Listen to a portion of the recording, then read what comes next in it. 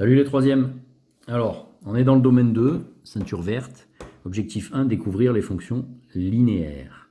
Alors en vérité, si on avait corrigé ensemble l'exo 1, je vous aurais dit qu'une fonction linéaire, c'est juste une fonction qui a cette tête-là. C'est une fonction qui a x associe a fois x, où a est un nombre fixe, qu'on va appeler le coefficient de la fonction linéaire. Donc en fait, elle ne peut pas faire autre chose que multiplier x par un nombre fixe.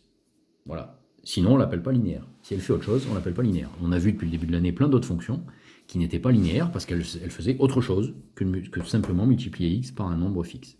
Voilà. Alors, on arrive à ces tableaux-là. Et on nous pose deux questions. Peut-on trouver pour chacun des tableaux une fonction associée, c'est-à-dire un processus qui pourrait nous permettre de passer de la ligne du haut à la ligne du bas, en une ou deux opérations, hein, j'imagine que si on nous demande de le trouver, c'est qu'il n'y en a pas plus. Et si oui, lesquelles fonctions seraient linéaires? Alors, on y va. Hop, j'aurai un peu plus de place sur une feuille blanche. Donc, premier tableau. Tableau A.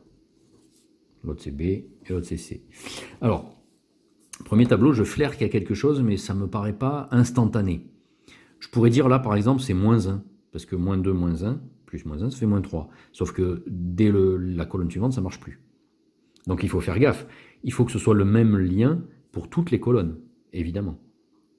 Donc si c'est pas moins 1, je pourrais dire que c'est fois 1,5. Mais sauf que ça ne marche plus dès que j'arrive à la deuxième colonne.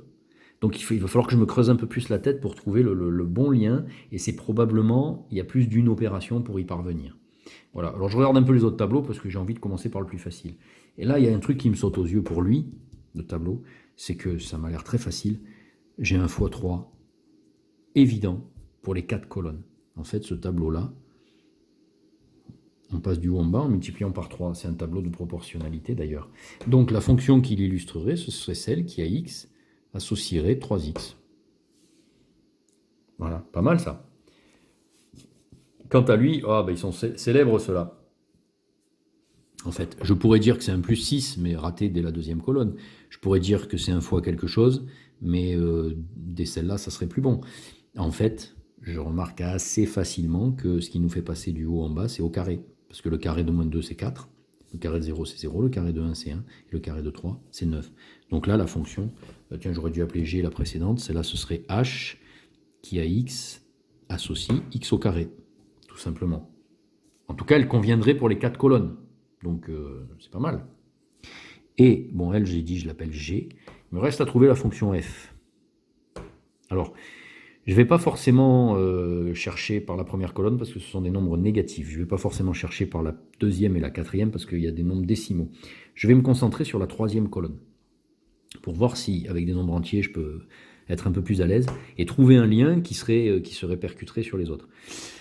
Eh bien, pour passer de 3 à 7, je ne cherche pas à le faire en ligne directe parce qu'on a vu, hein, c'est voué à l'échec. Par contre, j'ai l'impression que le double de 3, c'est 6, et si je rajoute 1, je trouve 7. Donc, est-ce que ce ne serait pas par hasard une fonction qui ferait un truc en 2 temps? Je prends le double et je rajoute 1. Voilà, je vérifie si ça marche pour tout le monde. Le double de moins 2, c'est moins 4.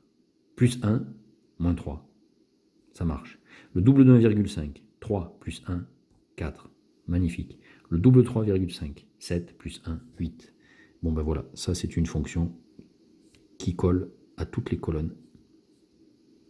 Bien. Maintenant, parmi les 3 fonctions, est-ce qu'il y en a des linéaires? Celle-là, effectivement, elle multiplie x par un nombre fixe, mais elle ne fait pas que ça. Elle rajoute aussi 1. Donc celle-là n'est pas linéaire. Celle-là est linéaire. Elle ne fait que multiplier par 3. Au passage, on remarque qu'une fonction linéaire, elle illustre une situation de proportionnalité. Donc cette fonction-là est linéaire, c'est sûr. Et la dernière n'est pas linéaire parce qu'elle ne multiplie pas x par un nombre fixe, elle multiplie x par lui-même. Mais comme x est variable, lui-même est variable aussi. Il faut un nombre fixe. Donc la seule qui est linéaire, c'est celle du tableau B.